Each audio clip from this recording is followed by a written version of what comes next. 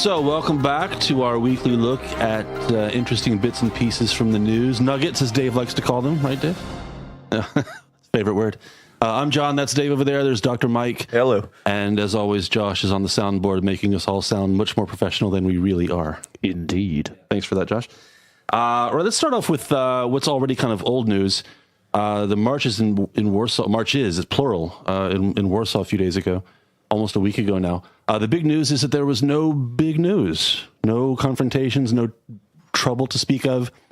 I think the official number is 250,000 people marched through the streets of Warsaw without any real problems to speak of. Surprised, or was the fear kind of exaggerated going into it? I would definitely say it was exaggerated. I mean, if you think of the fact that there were 250,000 people there, just statistically speaking, somebody should have randomly started a brawl or a fight there. It's like just the sheer number would have suggested that something bad would have happened. But when you look at the analysis, nothing happened. There was a great meme going around on Polish websites basically showing a countdown where, March 250,000, number of cars burned, 0. Number of storefront windows broken, 0. Number of stores looted, 0. Number of people killed, 0.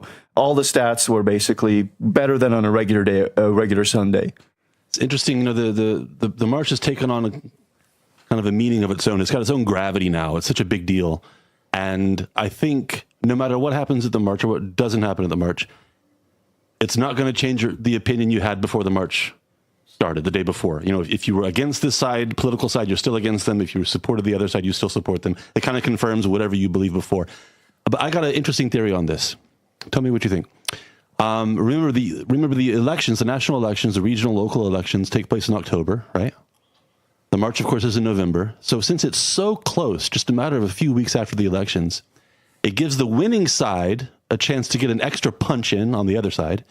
And it gives the losing side a chance to say, fuck you, again, to the winning. Can we say, do we curse on the KrakCast? Mind your language, John I forgot. Do we curse? I guess we do. I know Dave does. Anyway. Little Alexander might be listening to Anyway, this. the point is, it comes just right after the emotional confrontations that are associated with the elections. And so it's kind of an outgrowth of that. So isn't the tension in the march kind of an extension of the election season? What do you think about That's my theory, by the way. Well, then, that would just suggest that people in Poland are even calmer than you might originally think, because even if the tension and everything was built up, but people really wanted to show off at that moment what they really thought, not that much happened. There were counter-protests, counter-marches from the other side, but they were, just laid back. They walked past each other. The police separated at each side. There was, some swearing and cussing going across the aisle, across the street, but there weren't any brawls or any fights or too much trash being thrown around. Okay, but check this out. Instead of November, gray skies and dark at 3:30 and everybody's dressed in black jackets and black hoodies, instead of this menacing atmosphere, imagine it's a June day, the sun is shining, people are wearing shorts and a t-shirt. If Poland's Independence Day was June 11th, I think we'd have a completely different atmosphere. Oh, and also the flares wouldn't be nearly as impressive in the sunshine. I think it wouldn't be as politically loaded as it is, just because of the timing. I guess that's my whole point. The timing of the march lends itself to, this kind of confrontation.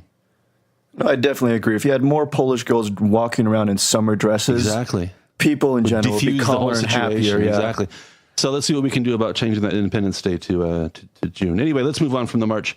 It's been done. Okay, something much more relevant to everybody here locally in Krakow. This is an interesting subject because it literally affects everyone's pocketbook. And this subject is blowing up on comment threads, on local media, online media. We're talking about tram and bus tickets, I should say, public transport tickets. I'll get into the details in just a minute, but the prices are going up, surprise.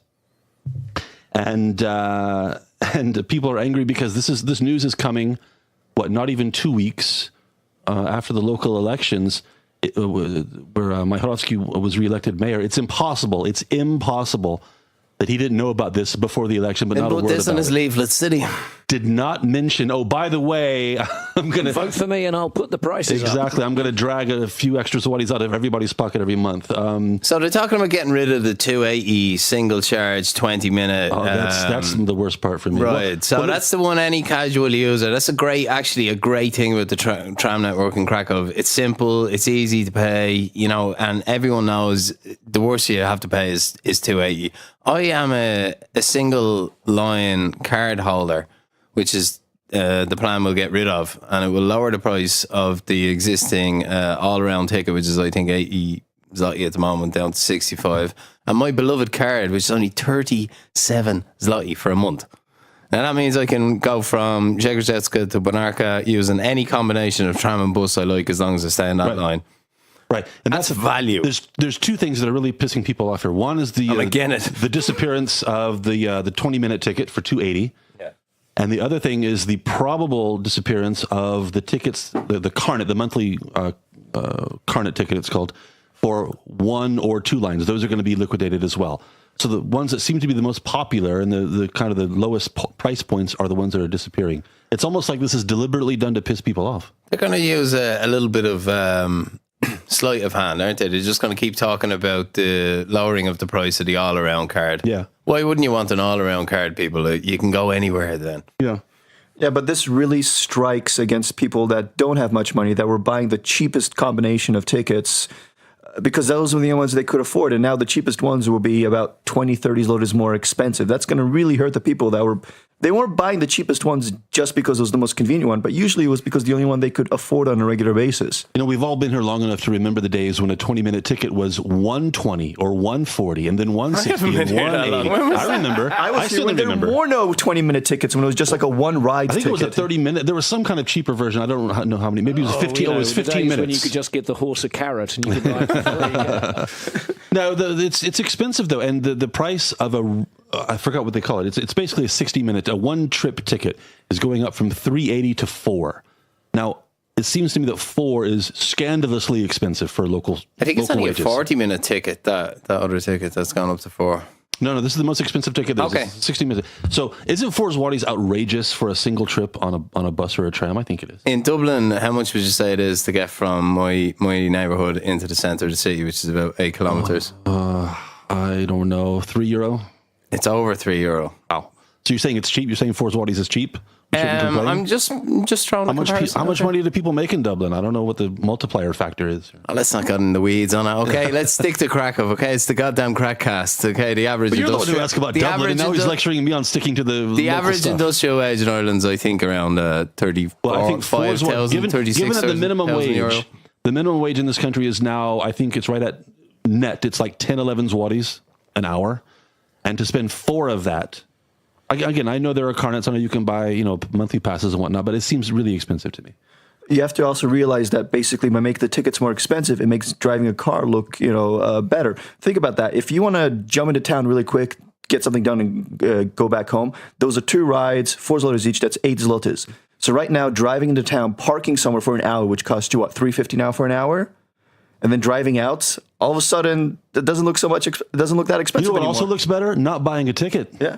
Okay, yeah. Mike raises an excellent point. There is a tipping point where people will just make a decision to buy a cheap car and drive into work. There's something else at work here, though, that it has kind of explains the reasoning behind the move. First of all, of course, they are trying to move people from individual tickets to monthly passes, which, as Dave said, makes total sense.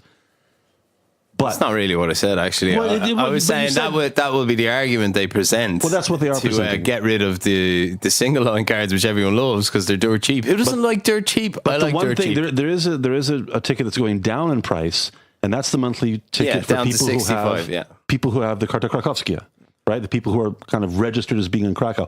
The idea here, I think, is to get the people, especially students, to move their tax registration to Krakow, because that is how you get the Krakow card, and that's what makes you eligible for the lower price. Interesting. Because, in Poland, maybe some of you listening don't know this, but this kind of strange system of zameldowania, let's say you're born in I don't know, Tarnów, 1 hour down the road, and you're registered there as a resident, and you come here to Krakow to go to school, for tax purposes, you still live in Tarnów. And if you work and pay taxes, some portion of that money is assigned to Tarnów, right? And unless you go and formally change your registration to Krakow, Krakow doesn't benefit from your presence, but they have to pay in terms, expenditures for public transport and public infrastructure to support people like you who are here. And there are tens and tens of thousands of people like that here who de facto live here and take advantage of the public infrastructure but pay no taxes here, right? And their taxes go to any number of other places, right?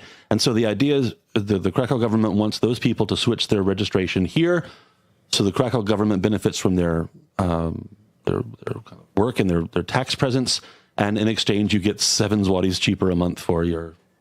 I tell you what, he takes 1 week off and he comes back with a whole bag full of interesting theories. Sean, you're on fire tonight. Yeah, that's Anyway, very people. interesting. Anyway, people, get ready for some higher prices on the trams and buses. Just wanted to mention about Yeah. the registration thing. A lot of people don't realize that for a very long time, actually, even technically now, whenever you travel somewhere in Poland, you're somewhere for more than, I think, 48 hours or 72 hours, you're technically supposed to go to the nearest police station and say that you're in this town.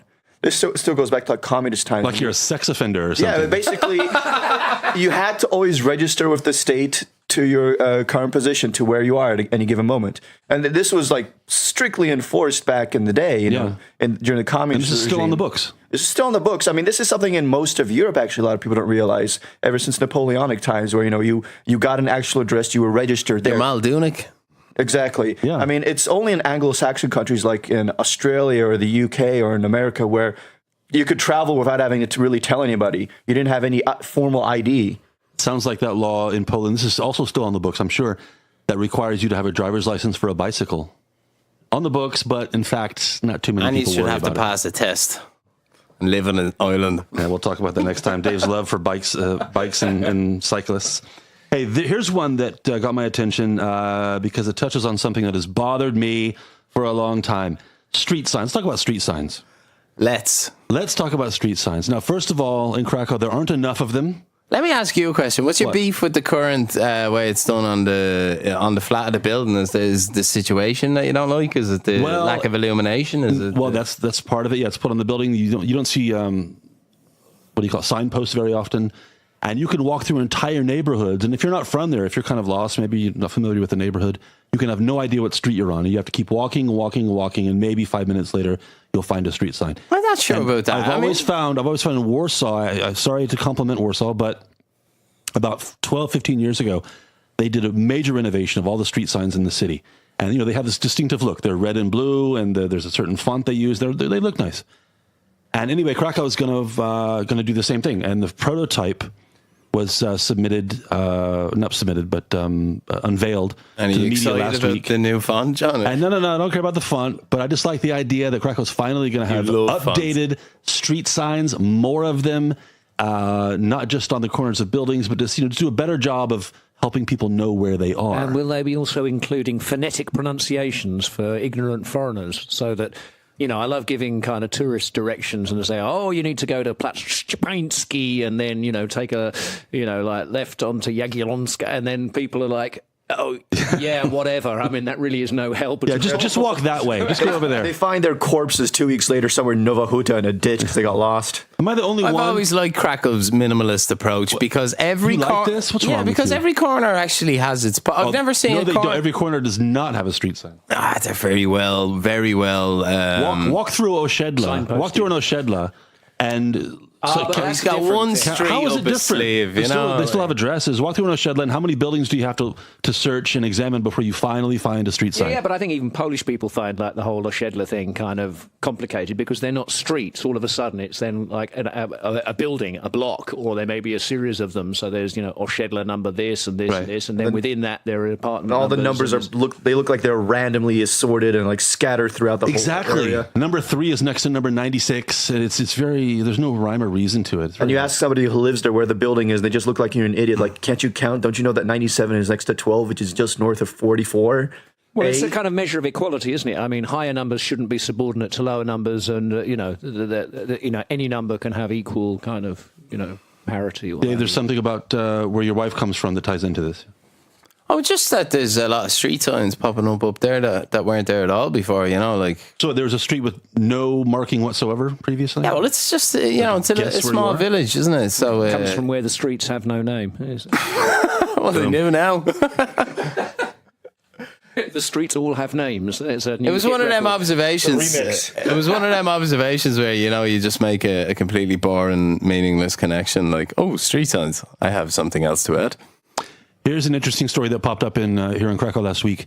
There's a company that's making what do we call this? Pantyhose, stockings. What do you call this? Pantyhose. I call it. What do you call it in England, Josh? tights. Tights. Something that gets in the way at Dave, 3 in what the do you morning. call it? Dave, you're laughing. What do you call them in Ireland? Or you don't have them in Ireland, or what? I think you just covered it pretty well. So you don't know? Tights, yeah. Tights? All right, stockings. Leggings, Rajstopy, they call it in Polish, right? Anyway, whatever you call them, you know what I'm talking about, goddammit. Nylons. Nylons. Oh, yeah, that's another one. Thank you. Yeah, nylons. Anyway, Saucy Cathedral. there's a company Like that's the fishnets. Yeah. company that making some, I guess you can call them Krakow themed nylon. Let's call them nylons. And they've put kind of the outline of one of Krakow's most iconic landmarks, St. Mary's Church, on the nylons.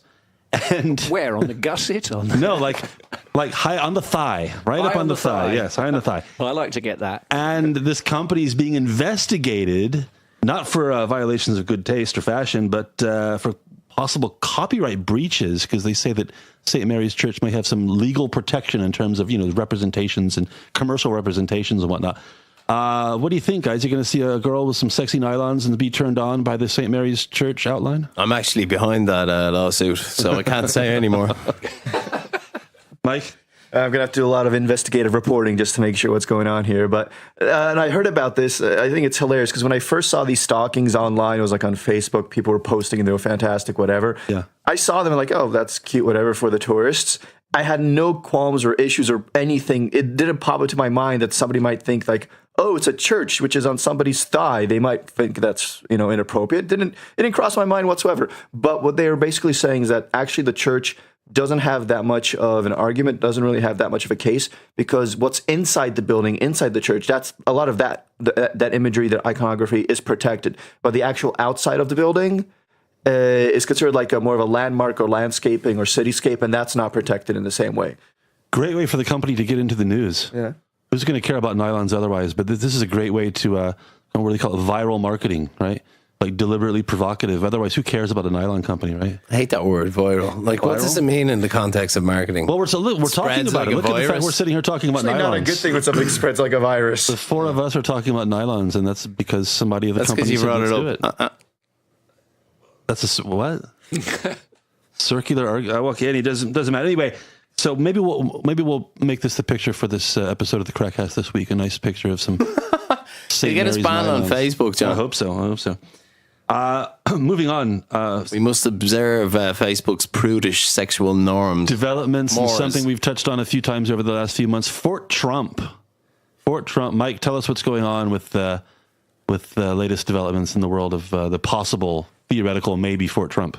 Well, as like a lot of you might have already heard, the Polish government wants to entice the U.S. into building a military base here in Poland. So they mentioned like, hey, we'll call it Fort Trump. We'll even throw in some of our own money if you guys bring over those, Naked appeal to his vanity, basically. And knowing Trump, that actually kind of might work. But apparently there has been even some talk on the U.S. side, the U.S. military, suggesting that they might have some interest in it. But this is all still like hush-hush talking behind the scenes. But of course, just a little bit of talking like that is enough of an excuse for the Polish, government-owned media to mention it all of a sudden. It's like, yeah, they're talking about it too. That means it might be true. Here's what he actually said. We are working out the details on what the offer is, what can best contribute to alliance unity, to alliance security, and to the continued strengthening of the bilateral relationship, blah, blah, blah, blah, blah. That was a direct quote there. Yeah. This sounds like more ways to drag the subject out without U.S. getting Defense Secretary Jim Mattis. without coming to a firm conclusion. Keep it alive, but no firm commitments, and keep Russia interested, wondering what we're going to do. Keep Poland on the hook. We've called this consistently on the KrakCast. What? Yeah, we come to you the just same said. conclusion before. Yeah, it's true. But Mike, make a call right here for the record. Is Fort Trump going to happen? I believe there will be a larger base built here. If it will be called Fort Trump, I have my doubts about that. You think we will have an American base in Poland? Yes. Interesting. Hey, interesting. But On the record. nothing near as big as the Polish government would want. On the record. Another subject we've touched on several times, and I think we're going to touch on it several more times over the next few months, is smog. It's always smog season. And our good friends at the Straż Miejska are doing their part to combat this problem, Dave. Not to interrupt you, but I want to interrupt you. But you, The font is pretty nice on these new signs. I'm just having a nosy here. we've moved on from that. Have we? Sorry. Yeah. Oh, now you're looking at the signs. Yeah, it looks quite cool. What do you think, Mikey? I definitely Nice. prefer the color scheme. you zoom more. They in have, here? like the cream and like light dark kind of combination. No, It's definitely more tasteful. aesthetically pleasing than what they have right now. Dave, is there anything else you want to Understated elegance, I think, and is- knock me off track before I continue on the next subject? Or you want to go back to talk about the marches in Warsaw, maybe? Or Is everyone good for a beer, Storyboards. by the yeah, way? we're good. Yeah, yeah. Any need to take a break or anything like that? No. Okay. Okay, what were we talking about? We're talking about Straż Miejska and what they're doing. Yes. What they're doing to combat the smog problem. Dave, tell us about the crack agents at the Straż Miejska and what they did to help solve the smog problem last month. Not much. I suppose you're talking about the story about the only 4 arrests for burning leaves, was it? On their website, the Straż Miejska website, they're bragging about the fact that in October they issued 4 citations. That's 1, 2, 3, 4 citations for burning trash, which is the number one reason we have smog. Sorry, people, it's not cars; it is burning trash. I seen a 4 wonderful invention. This guy, I don't know. I was watching some YouTube documentary. It was this inventor, and he'd invented this heating element for all rubbish. And basically, the idea was it's like a big washing machine. You put it in your utility room or whatever. You put all your rubbish in there, and it reduces it down to basically just to like carbon dust, and you can then dispose of that or use it as soil, additives or whatever. And that would completely solve the problem of people wanting to burn their trash, which is quite a natural thing. And how much would one of these devices cost to Well, install? it's an invention, I mean, it's not, it's not market ready, Josh. I'm not ready to go on Dragon's Den with them quite yet. No. I mean, but I think the the outstanding point about this whole thing of people burning trash is because legitimate fuel is expensive. Yeah. And, a lot of trash burns. Okay, some of it plastic doesn't burn in a particularly pleasant way. But, you've already paid for it in terms of whatever it was encasing. And so... Wait. The point here is 4 tickets.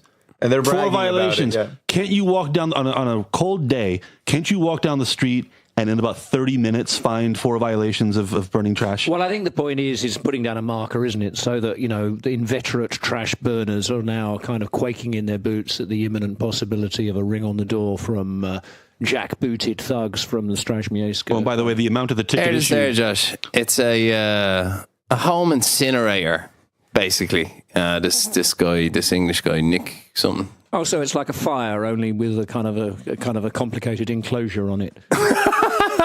Beautifully described. He invented fire, basically. All the just serial killers are definitely interested in that.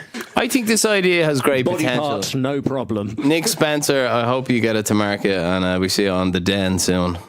So these tickets that Straż Miejska issued, 400 zlotys, which is probably far less than the cost of kind of, disposing of the trash properly in an Never environmentally friendly mind way. the potential minutes of life lost to all the good citizens of Krakow. In the defense of the Straż Miejska, the city guard, I don't think they really have much jurisdiction to actually go into your house to investigate. They can knock on the door, and if you let them in, then they can, you're burning trash. But, if they can just suspect you're burning trash. But if they can't actually collect evidence at that moment, they don't really have much to go on. Sure, they could get people for doing the leaves in the garden, though. That's a very common thing. And I mean, the amount of matter in a pile of leaves, that's a lot of flame, a lot of smoke. I remember when we were kids, people would do it out of their back garden, and the smoke would choke you. You couldn't play football while it was happening. Hours belching it into the atmosphere.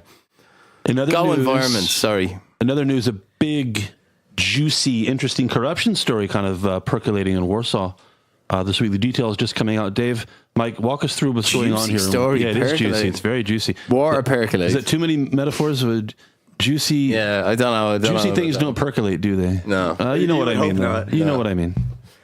Well, basically, a while ago, the owner of Getin Bank, a billionaire called Czarnecki, apparently recorded his conversation with the head of the Polish Financial Supervisory Board, Professor Chrzanowski. And during this conversation, Chrzanowski basically suggested that he was basically saying, like in a nice tone, the government's giving you a lot of hassle, a lot of problems. That's really unfair of them. Maybe, there's a way maybe we could work together. You could really use some help. Maybe you should hire this friend of mine. That would definitely be beneficial to you. And apparently during this meeting, which was off the record, but being recorded by the billionaire, there was a little piece of paper slid across the table where the head of the supervisory board, Sanowski, suggested a bribe. It was apparently 1% of the bank's turnover, 400 million zlotys, which would mean 40 million zlotys, to hire this friend. 1% of 400 would be 40. That's 10%. No, so it was 4 billion in that case, because it was supposed to be 40 million zlotys. He's a doctor, people, not a mathematician. That's okay. Boom! What was your dose there again? Take one a day. No, 7. I mean, whatever. How many arms do you have? Okay, so anyway, whatever the figure was, this sounds like something out of a bad movie, though. This is a very awkward, kind of clumsy attempt to milk somebody for a bribe, eh? I thought the reaction from the government's been interesting. They're really trying to get out in front of this, haven't they? Aren't they? They appointed a new head of the financial regulator, Marek Czarnowski resigned, and this gentleman, Marcin, how do you say that, Pachucki? That's close enough. Yeah. Has taken over. And unlike PO under Eva Kopacz, they really tried to ride out the storm and, let this story blow over. It seems Peace are terrified by the reaction that this is gonna be one of the big kind of bolts against them in the next election. Getting back, if I recall, they really aggressively went into this whole idea of Swiss franc mortgages, which was a very fashionable thing a few years ago. A massive non-performing loan book for the last 10 years. And then became an absolute millstone when kind of the financial markets kind of didn't do the right thing. Well, they were a bank that was really popular, especially with older people, just because they had generally great term deposits. They served people quite well. They were making a lot of money. And Czarnecki, billionaire, rich. But last couple of years, not doing so well. He's got some investments in Wrocław. One is Sky Tower, which is supposed to be a luxurious residential building with an office building. Halfway through the construction, they had to, actually shorten the building by about 10 or 15 floors. They didn't have enough money to finish it. Nobody really knows how they got the building permits to put that building up where it is, the way it was designed. They still haven't sold all the apartments in there. Apparently also opened up a mall there that isn't doing financially as well either. The guy's in a little trouble. His bank has been reporting losses the last 2 years. And just to make things a little more interesting, because people don't realize how much stuff is going around here, there's another bank of his, Idea Noble Bank, that was selling securities which were actually incorporating debts. You know how somebody owes somebody else money, this bank sells that bank debt to another bank, which sells that debt to another bank. And Idea basically created this new securities product which had that debt and something else, and they were trying to entice their clients to buy these security products from Getin Bank through a program called Get Back. It's basically something like the housing crisis in the US. Financial shell game. Yeah, it was basically how it is. Plus, Idea Noble Bank didn't have the legitimate rights or permissions from the regulatory boards to sell this kind of product. And this has been kind of cooking for the last few months, if not last for years. This is multi-billion dollars zlotys, things going around. And this is kind of why Getin Bank was also being investigated. Idea Noble Bank was being investigated. Oh, and what we should also mention, this recording that happened, it didn't happen recently. It happened back in March. So he recorded this conversation where the head of the supervisory board was kind of suggesting a bribe and held on to it for now 6 months. Well, we'll see where this goes. It's an interesting story, and it could percolate upwards into the higher reaches of the government. We'll see. And it certainly it ties back to the fascinating restaurant tapes case that we haven't really discussed. This is when the Sikorski and the amount of big names that tumbled from Platform. We were discussing last week about how they lack figureheads and charismatic leadership, and this is pretty much the reason why they were all wiped out. Probably haven't heard the end of that either. Wouldn't be surprised. In a couple of years from now, we'll hear some more names falling because of those tapes. Are we going to continue the coffee metaphors? So things are percolating up, and this is something that is filtering down. Brewing. The story's brewing. Yes. I mean, it's a great story, though. A bunch of waiters basically run this amazing intelligence operation. Bring down the government. Yeah. And the government people only go to one restaurant, by the way, and sit at the same table all the time. Well, I mean, does it really surprise anyone that government people meet up after work and kind of talk shit about government stuff? I presume you never have their backs facing the door either. I guess they weren't tipping their wait staff very well either. So, hey, Mike, let me ask you a question in a broader sense, talking about corruption and whatnot. I think in my experience, Poles are very cynical about, very, very rich people in this country who have these massive fortunes, people who own banks, people who build Sky Towers, stuff like that. There's this default assumption that you only get that rich through dirty dealings and corruption and whatnot. Do you think that's an accurate reflection of just the prevalence of corruption in Poland, or is that just a leftover from just a cynical mentality that maybe is not so accurate anymore?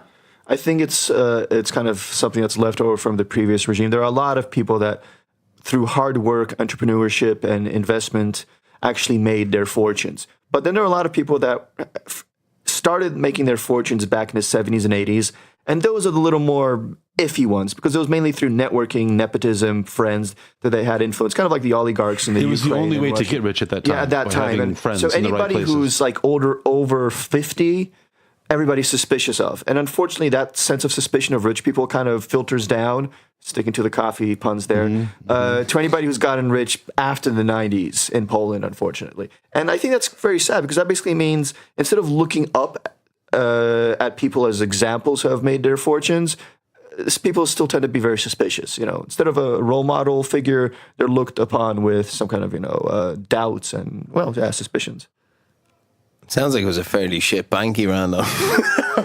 Oh no, I had some term deposits there, and I hated going to that bank. It was all like 7-year-old grandmothers waiting in line. It was. You want me to admire you, like invent something cool like that. Yeah. Let's turn to sports or sport. What do we say in the KrakCast? Sport. Should we take a vote? I say sports. It's gonna be 2 against 2 here. Whatever. Anyway, sporting events, stuff like that. We don't talk about sports enough, do we? Athletics. Dave? Athletics. Well, that's a specific sport. We talked about volleyball, didn't we, briefly in one episode of the news We several did. weeks ago? Yeah, I guess we did. We don't talk Nobody about it really enough. paid though. any attention. That was so funny. Volleyball? Anyway, Krakow's own Agnieszka Radwańska, accomplished tennis player, called an end to her career this week. She says she's done. She's walking away from the court. Now, She only realized after 2 years that she's done. she hasn't won a match since, I think, the beginning of 2017. First of all, it's hard to find the right words to describe her career. She's not mediocre at all, at or near the top of the game for a long time. Never won a Grand Slam. She lost a Grand Slam final to Serena Williams. No shame in that, by the way. She won 20 tour events. I looked it up. Yeah, she won a WTA championship as well, I think. One year Yeah, as well. and was ranked as high as 2 in the world. But here's the interesting... 2 in the world. Tennis is played pretty good. everywhere. It's That's pretty a good. big achievement. I mean, yeah. So here's the interesting thing to me. Career earnings, $27 million. $27 million. That's just on the court. That doesn't include endorsements, right? So that, the total earnings could easily be maybe twice that $27 million.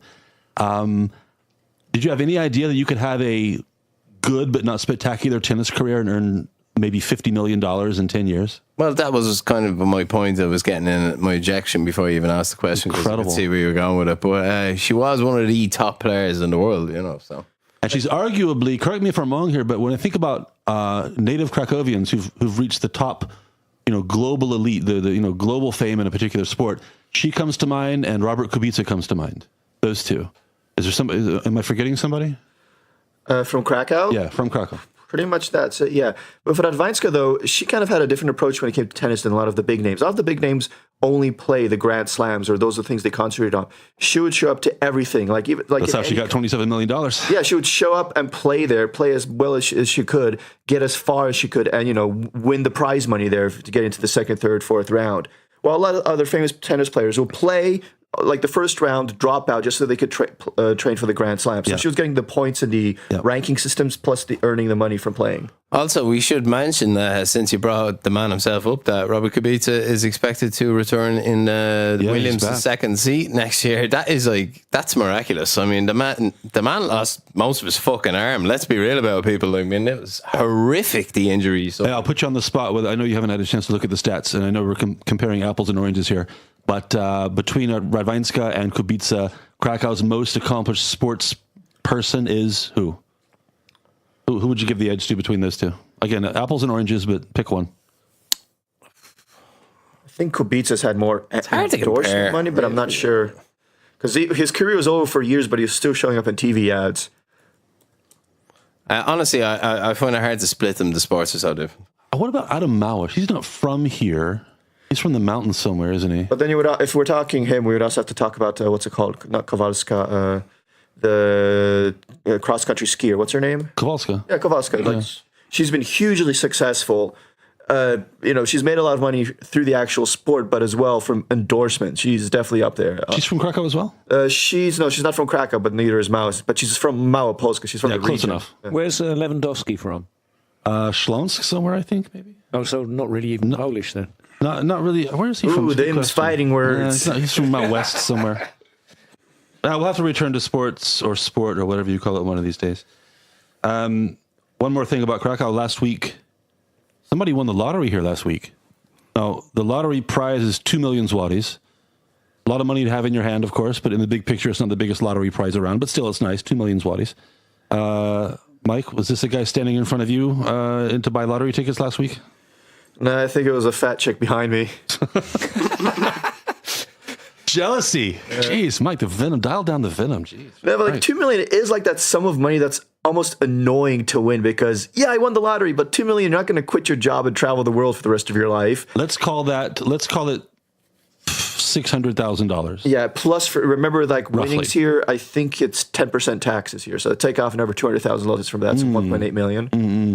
It's, you could buy a nice house. It's just not enough to be able to invest with that money. You're not to filthy live rich, off no. of the, say, percentage or... No, you're definitely not. A loaded BMW and a really, really top-notch barbecue. Nice car. Oh, you said the BMW. Yeah, that's true. Nice car. Do you play the lottery regularly, by the way? Not really, no. I mean, I'm one of those people that when it gets up there really high, then I'm like, why not? I'll buy a lottery ticket. But, that's every couple of weeks or months or something, really. All right, and just one more thing before we go. Mike, you brought this to our attention earlier. This week, apparently, there was a really interesting, Hollywood-style crime in Krakow. Yeah, it happened this Wednesday morning. A couple of Turkish guys are in town to sell some jewelry. There's a bit of a conference or a convention going on. They had some suitcases full of gold, as one would.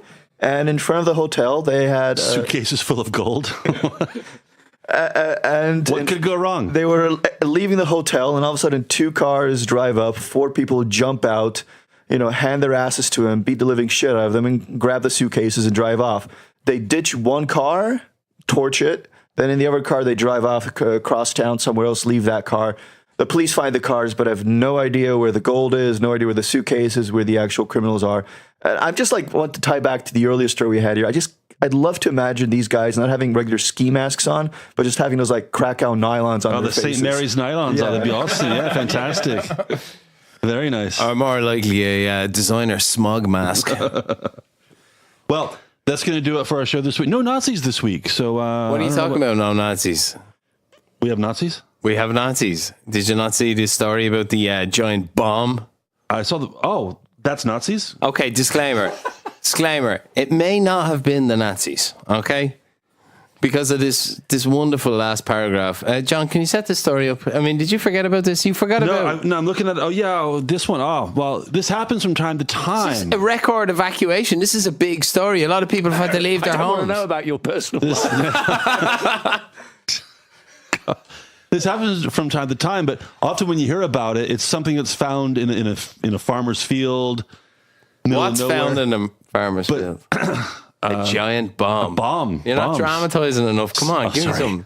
A giant bomb in a world where there are giant bombs. No, this town, what's it called? Głogów, I think it was called. This place called Głogów. This bomb was found from the war, of course. And how many people had to be moved away? I mean, this is a serious thing. We make fun of it, but it's a bomb. So how many people? 3,000, something like that, yeah? Yes. 3,000 people. It's a massive 250 kg high explosive bomb. And the last paragraph, John, I want you to read it out. I found it wonderful, the last paragraph. The city is rich, in the city of Głogów. The city is rich in World War II findings due to massive bombardments that took place in the region by the Russian, British, and mistakenly by German forces in 1944. Głogów was a German city until 1945. Stupid complicated history. Damn Nazis. Are the Germans supposed to be efficient and good at these things? And they bomb their own place? Well, look, it opens up the possibility that it is a Nazi bomb. That's like what they call friendly fire, isn't it? Do these bombs ever go off? I mean, again, we hear about it from time to time when they're discovered. Do they ever actually explode? Yes, it does happen. Yeah. Yeah? Belgium is absolutely riddled with unexploded bombs. World Mostly War from- One, yeah, yeah. World War One, yeah. 100 years old. Still Well, you going know, on. it still even happens in London. I think, what was it, like 3-4 years ago? I was driving back to London for a visit and encountered massive traffic at a somewhat implausible time of the day. And it turned out that an entire section of the East End of London had been cordoned off and evacuated because they'd found a massive unexploded bomb left over from the Second World War. Are bombs smaller now? They are, right? I mean, like we always talk They're about, smarter, I think. but we always talk about it's never just a World War II bomb. It's always a massive World War II bomb. Yeah, it's never some hand grenade size. They don't thing. need to make bombs that big anymore. If they want a bigger explosion, they just use a nuke. But, you know, the actual explosive material hasn't gotten that much more efficient nowadays. I mean, they might have more incendiary bombs, napalm, stuff like that. But for sheer oomph, you still need a big bomb. I think we'll save the closer examination of explosive firepower for another show. Yeah, that was scary, Mike. Yeah. Calm down. Well, there you go. We managed to sneak in our Nazi reference for. It's not that we like to reference the Nazis. It's They just just they come were up a so lot. goddamn evil It that just they happens, ruined so doesn't many it? things. They just constantly crop up in the media, you know. Like, We're gonna have to check the Any- tape. Plus, it helps with our analytics, you know. Any We know our suggestion that we listeners. are being sponsored by the Nazis is, of course, completely erroneous. We got to and check we the will tapes and see how many strenuously deny consecutive weeks we've managed to sneak in a Nazi reference. Well, there you have it. That's the KrakCast news this week. Thanks for listening, and we'll see you next time.